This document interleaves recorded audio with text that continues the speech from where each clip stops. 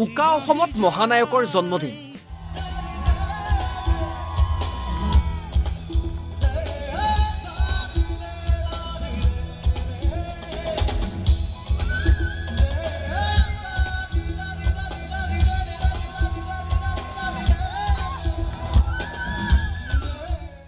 ঈশ্বৰ পুত্ৰৰ জন্মদিনত সকলোৰে চকুলো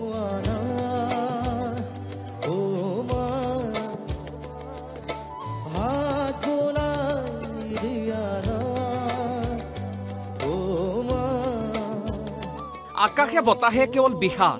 চৌদিশে উৰুঙা উৰুঙা পৰিৱেশ হেপী বাৰ্থডে জেডজি লিখিবলৈ আজি আঙুলি কপিছে হয় আজি 18 নৱেম্বৰ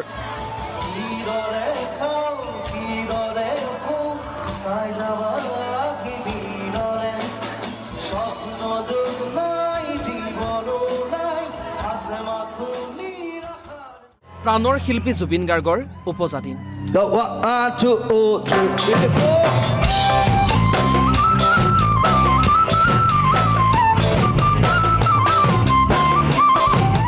ঈশ্বৰ পুত্ৰবিহীন এইটো প্ৰথমটো জন্মদিন কিন্তু প্ৰতিজন অসমীয়া আজি দুৰ্ভগীয়া মাত্ৰ 52টা বসন্ত গৰকা প্ৰাণৰ জুবিন আজি আমাৰ মাজত নাই পালন কৰিবলৈ নাপালে 53 সংখ্যক উপজাদিন অনুৰাগীক ক'বলৈ নাপালে লাভ ইউ অল বুলি প্ৰাণৰ আপোন শিল্পীগৰাকীৰ অস্তিত্ব বিচাৰি অনুৰাগীৰ এতিয়া হাহাকাৰ পৰিৱেশ প্ৰতিশৰতৰ প্ৰভাতী ফুলে কব তোমাকে মোৰ কথা প্ৰতি মেঘালীৰ নিশা জোনে কব তোমাকে মোৰ ব্যথা কোনেও যেন মানি ল'ব পৰা নাই নিয়তিৰ নিষ্ঠুৰ সত্য বিশ্বাস কৰিব পৰা নাই জুবিন গাৰ্গবিহীন এখন অসম বিখণ্ড মনেৰে তথাপি অসমীয়াই পালন কৰিছে ঈশ্বৰ পুত্ৰৰ জন্মদিন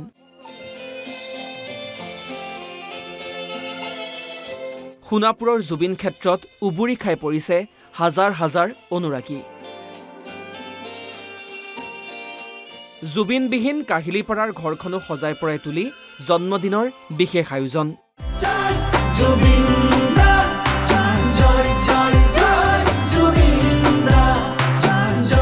ৰাজ্যৰ ভিন্ন প্ৰান্তৰ লগতে অসম লাইভ 24ৰ উদ্যোগতো 3 দিনীয়াকৈ পালন কৰা হৈছে উপজাদিনটো আনকি দেশৰ ৰাজধানী নতুন দিল্লীতো প্ৰাণৰ শিল্পীগৰাকীৰ জন্মদিন পালন কৰা হৈছে হাতত লোৱা হৈছে বিভিন্ন কাৰ্যসূচী